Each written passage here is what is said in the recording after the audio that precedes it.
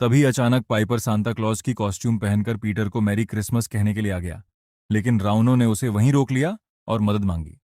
दूर खड़ा पीटर देख रहा था कि दोनों मिलकर एक बड़े बोरे में बंद किसी चीज को घसीटकर कसाई खाने की तरफ ले जा रहे थे।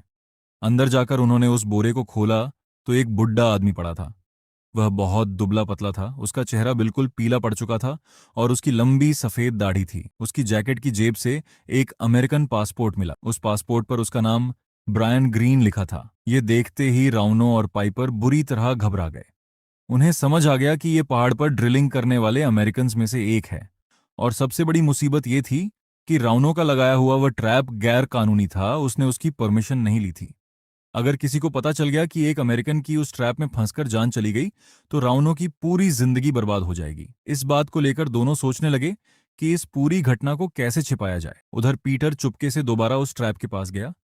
वहां उसे आलू रखने वाला एक बोरा मिला, लेकिन उसमें आलू नहीं थे बल्कि लकड़ी से बनी हुई एक बहुत ही डरावनी सी गुड़िया रखी हुई थी। यह देखकर वह और भी ज्यादा परेशान हो गया। वह चुपके से कसाई खाने के पास लौट आया और खिड़की से अंदर झांकने लगा। अंदर राउनो और पाइपर अभी भी उस बुड्ढे आदमी के बारे में सोच ही रहे थे कि क्या करना चाहिए कि तभी अचानक उस बुड्ढे की उंगली हिलने लगी। अगले ही पल उसने धीरे धीरे सांस लेना शुरू कर दिया। फिर वह किसी जंगली जानवर की तरह हवा को सूंघने लगा और धीरे धीरे अपना चेहरा घुमाकर सीधा खिड़की से बाहर खड़े पीटर की तरफ देखने लगा। ये देखते ही पीटर डर के मारे वहां से भाग निकला। राउनो भी उसके पीछे दौड़ा। उसे डर था कि कहीं पीटर किसी को सब कुछ बता न दे। इधर दौड़ते दौड़ते पीटर सड़क तक पहुंच गया। तभी वहां से शेरिफ की गाड़ी गुजर रही थी। वह तुरंत उस गाड़ी में बैठ गया। राउनो भी उसके पीछे पीछे वहां पहुंच गया। फिर शेरिफ उन दोनों को लेकर सीधा एमो के घर गया। वहां पता चला कि रात में किसी ने उनके बाड़े में घुसकर चोरी कर ली थी। हैरानी की बात यह थी कि चोर सारे आलू रखने वाले बोरे उठा ले गए थे, लेकिन आलू वहीं छोड़ गए। तब शेरिफ ने बताया कि सिर्फ एमो का ही नहीं, लगभग हर घर का यही हाल है। चोर घरों से हर वह चीज चुरा कर ले गए जो गर्मी पैदा कर सकती है, जैसे स्टोव, हीटर, यहां तक कि हेयर ड्रायर भी। और अंदर घुसने के लिए उन्होंने कई जगहों पर तो दीवारें तक तोड़ डाली। एमओ का मानना था कि इस सब के पीछे वही ड्रिलिंग कंपनी वाले अमेरिकन हैं। उसने गुस्से में कहा कि वह लोग जरूर कोई अजीब मशीन बना रहे होंगे। लेकिन राउनो वहां ज्यादा देर रुकना नहीं चाहता था। उसकी बस एक ही कोशिश थी कि सवाल शुरू होने से पहले वह पीटर को लेकर वहां से निकल जाए। उधर पीटर के दिमाग में अलग ही बात चल रही थी। अब उसे सब कुछ धीरे धीरे समझ आने लगा था। उसे यकीन था कि पहाड़ से निकली कोई चीज गर्मी पैदा करने वाली हर चीज इकट्ठा कर रही है, और कोई दूसरा है जो गांव के बच्चों को उठाना चाहता है। राउनो के निकलने से पहले ही पीटर बड़े लोगों की बात को नजरअंदाज करके सीधा जूसो के कमरे की तरफ दौड़ गया। उसे लगा कि जूसो कंबल ओढ़कर सो रहा है, लेकिन जैसे ही उसने कंबल हटाया उसके होश उड़ गए। बेड पर जूसो नहीं था, बल्कि उसकी जगह वही डरावनी लकड़ी की गुड़िया पड़ी थी, बिल्कुल वैसी ही जैसी पीटर को वुल्फ ट्रैप के पास मिली थी। ये देखते ही पीटर भागकर शेरिफ के पास गया और सब कुछ बता दिया। लेकिन शेरिफ ने उसकी बात को हंसी में उड़ा दिया। उसका कहना था कि जूसो बस मजाक कर रहा होगा, क्योंकि उनके इस छोटे से मोहल्ले में कोई किसी को कुछ नहीं कहता। फिर शेरिफ के जाते ही राउनो ने एमो से मदद मांगी। उसने बताया कि मेरे कसाई खाने में बंद एक अजीब सा बुड्ढा आदमी शायद ड्रिलिंग कंपनी से जुड़ा हुआ है, और क्योंकि एमओ इंग्लिश बोल सकता है इसलिए शायद वह उससे कुछ पूछ पाए। उधर पाइपर उस बुड्ढे पर नजर रखे हुए था। उस वक्त वह आराम से जिंजर ब्रेड कुकी खा रहा था। जैसे ही उस बुड्ढे को कुकी की खुशबू महसूस हुई, वह किसी जंगली जानवर की तरह हवा को सूंघने लगा। पाइपर को लगा कि शायद वह कुछ बोलने की कोशिश कर रहा है, लेकिन वह बहुत बड़ी गलती कर बैठा। जैसे ही वह उसके पास झुक कर गया तो बुड्ढा अचानक उस पर झपट पड़ा। कुछ देर बाद जब राउनो, एमो और पीटर वापस लौटे तो पाइपर बुरी तरह डरा हुआ था। उसे चोट भी लगी थी। उसने घबराते हुए कहा कि वह आदमी किसी इंसान की तरह बर्ताव नहीं कर रहा। यह सुनकर एमो ने तुरंत अपनी बंदूक उठाई और कसाई खाने के अंदर घुस गया। अंदर वह बुड्ढा नंगा होकर एक कोने में दुबका बैठा था, एकदम चुप होकर बस घूरे जा रहा था। एमो ने उससे इंग्लिश में कई सवाल पूछे, लेकिन उसने एक शब्द नहीं बोला। फिर राउनो ने झाड़ू की डंडी से उसे छेड़कर देखा, तब भी कोई रिएक्शन नहीं मिला। अब सबको लगा कि वह जानबूझकर कमजोर और बेकसूर बनने का नाटक कर रहा है। इसी बीच उनके दिमाग में एक नया ख्याल आया। उन्होंने सोचा कि इस बुड्ढे को बंधक बनाकर ड्रिलिंग कंपनी से रेंडियर के नुकसान की भरपाई के पैसे वसूल किए जा सकते हैं। उधर बड़े लोग जब अपना प्लान बना रहे थे, तब पीटर ने गांव के हर एक घर में फोन करना शुरू कर दिया, और हर जगह से उसे एक ही खबर मिली गांव का एक भी बच्चा अपने घर पर नहीं था। यह सुनते ही वे भागकर रावणों के पास गया और सारी बात बता दी। इसी के साथ उसने दूसरा सच भी कबूल कर लिया। उसने मान लिया कि कोरवी पहाड़ पर जो फेंस लगा रखी थी उसे मैंने और जूसो ने ही काटा था। इतना कहते ही वह एक छोटी सी लकड़ी की डाली लेकर आया और अपने पिता से कहा कि आप मुझे सजा देना चाहें तो दे सकते हैं। फिर उसने बताया कि सांता शरारती बच्चों को उठाकर ले गया था और यह सब उस दिन से शुरू हुआ जब पहाड़ को खोदा गया। तब पाइपर ने सबको दोबारा से मीट शेड के अंदर बुलाया। अंदर जाकर सबने देखा कि उस बूढ़े आदमी ने झाड़ू की लकड़ी को ही चबा डाला था। जैसे ही पीटर अंदर आया, उस बूढ़े का बर्ताव एकदम बदल गया। वह तुरंत खड़ा हो गया और बिना पलक झपकाए सीधा पीटर को घूरने लगा। तब पीटर ने वह बात कह दी जिसे कोई मानना नहीं चाहता था। उसका कहना था कि यह बूढ़ा गांव के बच्चों को पहले से जानता है, काफी समय से गांव पर नजर रखे हुए हैं ये, और सब बच्चों को ले जाने के बाद अब वह पीटर को लेने आया है। पहले तो सब बड़े लोग उसकी बात सुनकर हंस रहे थे, लेकिन जब उन्होंने देखा कि वह बूढ़ा पीटर को बिल्कुल शिकार की तरह घूर रहा है और फिर वह धीरे धीरे उसकी तरफ बढ़ने भी लगा, तो उनकी हंसी तुरंत गायब हो गई।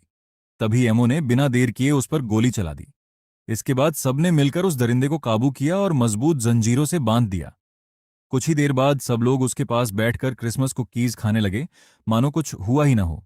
लेकिन तभी उस बूढ़े की जैकेट में रखा रेडियो अचानक से चलने लगा। रेडियो के दूसरी तरफ राइली था। उसे अभी भी लग रहा था कि उसके कोवर्कर्स जिंदा थे और ले जाने के लिए कार्गो एकदम तैयार है। उसने बताया कि एक हेलीकॉप्टर उन्हें लेने आ रहा है और सांता को पिकअप के लिए तैयार रखा जाए। ये सुनते ही राउनो के दिमाग में एक नया प्लान आया। उसने सोचा कि अगर राइली को यह दरिंदा सच में चाहिए तो इसकी कीमत चुकानी पड़ेगी। उनके रेंडियर का लगभग 85,000 यूरो का नुकसान हुआ था और राउनो हर हाल में वह पैसे वापस लेना चाहता था। इसके बाद उन्होंने उस बूढ़े को पाइपर का सांता क्लॉज वाला कॉस्ट्यूम पहना दिया, उसे एक लोहे के पिंजरे में बंद किया और गाड़ी में बैठकर कोरवी की तरफ निकल पड़े। पूरे रास्ते में बूढ़ा बिना पलक झपकाए सिर्फ पीटर को ही देखता रहा। फिर कुछ देर बाद जब वह कोरवी पहाड़ पर पहुंच गए तो राउनो ने पीटर को ट्रक के अंदर ही रुकने को कहा। तभी आसमान से एक हेलीकॉप्टर उतरा और उसमें से राइली बाहर आया। राउनो और उसके साथियों ने सीधा 85,000 यूरो की मांग की। इस पर राइली ने कहा कि पहले मुझे सांता दिखाओ। जैसे ही पिंजरा उसके सामने लाया गया तो वह उस दरिंदे की आंखों में कुछ पल तक घूरता ही रह गया, जैसे उन आंखों ने उसे अपने बस में कर लिया हो। फिर उसने धीरे से नजर हटाई और एक ऐसा सच बताया जिसने सबको हिलाकर रख दिया। उसने कहा कि पिंजरे में बंद यह आदमी सांता क्लॉज नहीं है, बल्कि उसके हेल्पर एल्व्स में से एक है। इधर राउनो ने राइली से अपने पैसे मांगे, लेकिन राइली ने पैसे देने की बजाय सबको अपने हथियार नीचे रखकर चुप रहने और मुस्कुराने को कहा। उसका कहना था कि असली खतरा अभी भी बाहर मंडरा रहा है। इतने में अचानक पूरे पहाड़ की लाइट्स बंद हो गईं। उसी वक्त हेलीकॉप्टर का पायलट जोर से चीख उठा। अंधेरा छाते ही सबको एहसास हो गया कि वह सीधा खतरे की तरफ चले आए थे। तभी राइली ने कहा कि असली सांता हम में से सबसे बुरे इंसान को चुनेगा। ये सुनते ही माहौल और भी ज्यादा डरावना हो गया। राउनो, एमो और पाइपर तुरंत अपनी बंदूकें तानकर एक दूसरे की पीठ से पीठ मिलाकर खड़े हो गए। अंधेरे में उन्होंने देखा कि बर्फ पर दर्जनों बूढ़े और पीले चेहरे वाले एल्फ चुपचाप उन्हें घूर रहे थे। ये कोई खुशमिजाज सांता के हेल्पर नहीं थे, बल्कि सदियों पुराने खौफनाक जीव थे जो अपने मालिक की हिफाजत कर रहे थे। तभी अचानक उनमें से एक एल्फ ने राइली की तरफ हमला कर दिया। ये देखते ही सबने फायरिंग शुरू कर दी और हर तरफ अफरा तफरी मच गई। इसी बीच राउनो की नजर एक और डरावनी बात पर पड़ी। उसने देखा कि उसका बेटा पीटर गायब हो गया था। अब राउनो बिना वक्त गवाए दौड़कर उस बड़े गोदाम की तरफ भागा। उसे यकीन था कि पीटर जरूर अंदर चला गया होगा। एमो और पाइपर भी उसके पीछे पहुंच गए और उन्होंने तुरंत गोदाम के दरवाजे बंद कर दिए ताकि एल्फ्स अंदर न घुस पाए। मगर अंदर का मंजर देखकर तीनों के होश उड़ गए।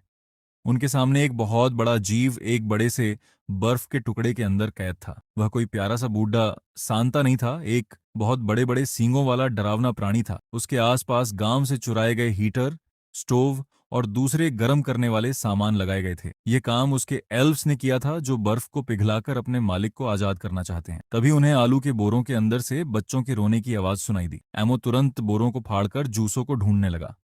तब सबको समझ आ गया कि एल्व्स ने गांव के सारे बच्चों को सांता के पास इसलिए इकट्ठा किया था ताकि वह उन्हें सजा दे सके। पाइपर ने तुरंत सारे हीटर बंद करने शुरू कर दिए, जबकि राउनो दरवाजे को जोर लगाकर पकड़े रहा। क्योंकि बाहर से एल्व्स लगातार अंदर घुसने की कोशिश कर रहे थे। इसी बीच बर्फ धीरे धीरे टूटने लगी और बड़े गोदाम में अफरा तफरी मच गई। लेकिन पीटर बिना घबराए सब कुछ बड़े ध्यान से देख रहा था। उसने तुरंत हवा में गोली चलाकर सबका ध्यान अपनी तरफ खींच लिया। इसके बाद पीटर ने कहा कि अब एक साथ दो काम करने होंगे। सबसे पहले बच्चों को यहां से बाहर निकालना होगा और उसके बाद सांता को पूरी तरह आजाद होने से पहले ही खत्म करना होगा।